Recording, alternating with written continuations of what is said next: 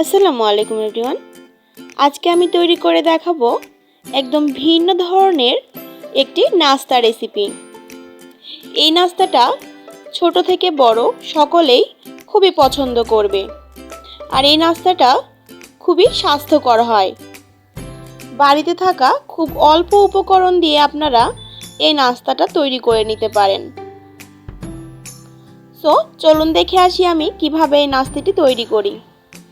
প্রথমে আমি 3টা ডিম খুব ভালোভাবে সেদ্ধ করে নিয়েছি। ডিমগুলো আমি ছিলিয়ে নিয়েছি। এবারে আমি ডিমগুলো ঠিক এরকম গোল গোল করে কেটে নিয়েছি। ডিমের সাদা অংশ এবং ডিমের কুসুমটা আমি আলাদা করে নিয়েছি। দেখে বুঝতেই পাচ্ছেন আমি গোল গোল সাইজ করে এই ডিমগুলো কেটে নিয়েছি। আপনারা যে কোনো শেপে আপনাদের ইচ্ছা মতো ডিম কেটে নিতে পারেন। এবারে আমি ডিমের কুসুমটা ম্যাশ করে নেব। এর মধ্যে আমি হাফ চামচ লবণ, হাফ চামচ হলুদ গুঁড়ো, হাফ চামচ মরিচ গুঁড়ো, হাফ চামচ জিরা গুঁড়ো এবং হাফ চামচ ধনিয়া গুঁড়ো দিয়ে দিলাম। এবারে আমি ডিমের কুসুমটা একদম মিহি করে ম্যাশ করে নেব।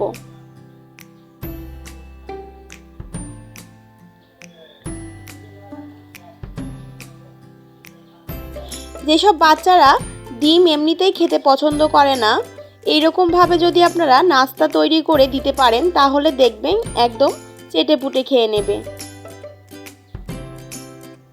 সো আমি এর মধ্যে 1 চামচ পরিমাণে কর্নফ্লাওয়ার দিয়ে দিলাম।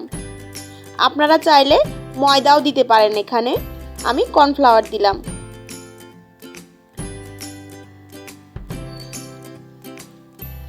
দিয়ে অল্প অল্প করে পানি দেব, দিয়ে আবারও আমি খুব ভালোভাবে ম্যাশ করে নেব।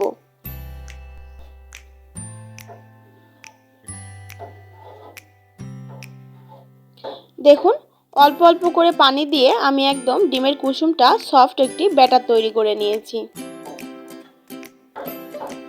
দেখে বুঝতে পাচ্ছেন এর ঘনত্বটা কেমন হবে।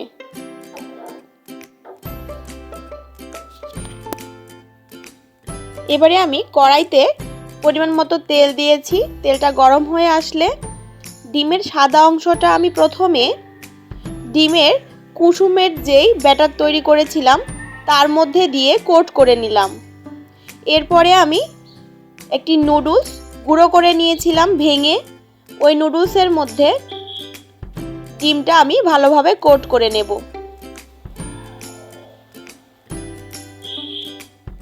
এবারে আমি এটা তেলের মধ্যে ছেড়ে দিলাম।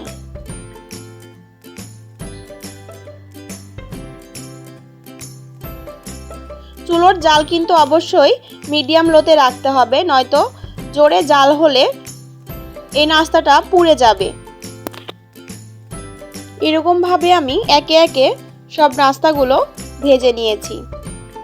দেখুন বন্ধুরা, খুবই অল্প সময়ের মধ্যে বাড়িতে থাকা খুব অল্প উপকরণ দিয়েই একটি স্বাস্থ্যকর নাস্তা তৈরি হয়ে গেল।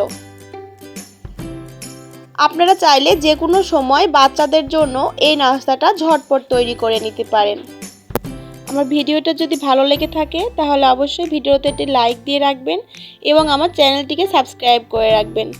আজকের মতো বিদায় নিচ্ছি। আল্লাহ হাফেজ।